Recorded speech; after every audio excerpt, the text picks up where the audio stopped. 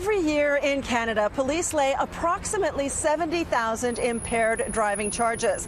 The vast majority of those are for drunk driving.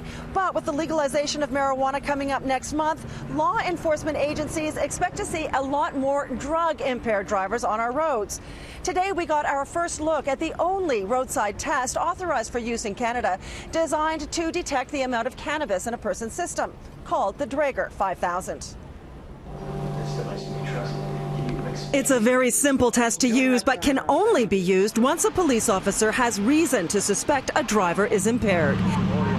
It usually takes about a minute to collect enough saliva in the swab. So you've got enough saliva now. Got enough saliva. A machine then reads the level of THC in a driver's spit. That takes about 4.5 minutes. If the levels are high enough, the driver will be subjected to a blood test to confirm an illegal amount of THC.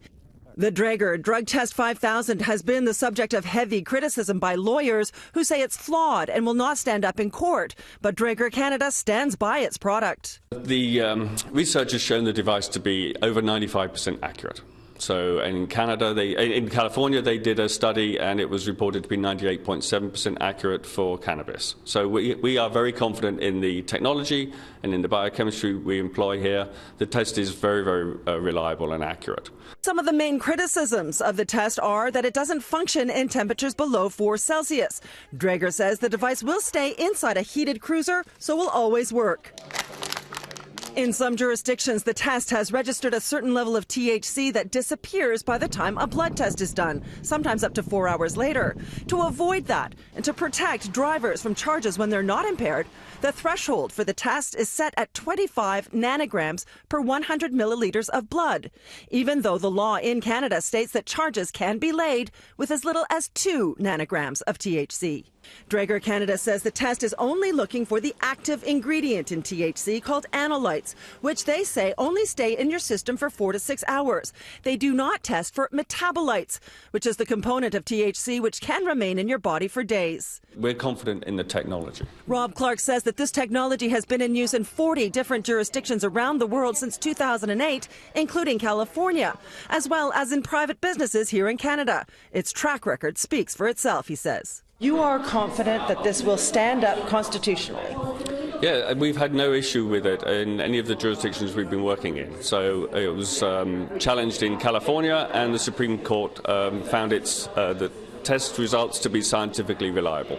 The Draeger 5000 may have held up so far, but that won't stop people from trying to fight their charges, known as DUID, driving under the influence of drugs.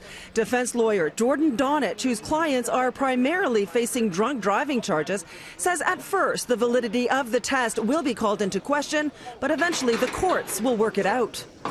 I think what we'll see is a maturity, just like we've seen in drinking and driving.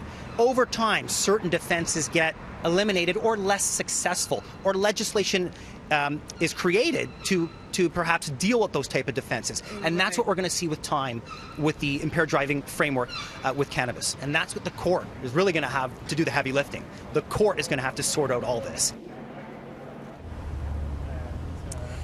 The cost of the devices is another problem. The Draeger people were very coy about the exact price tag, but an educated guess puts the number at about $6,000 per unit. Compare that to roadside breathalyzers, which are just about $200 each.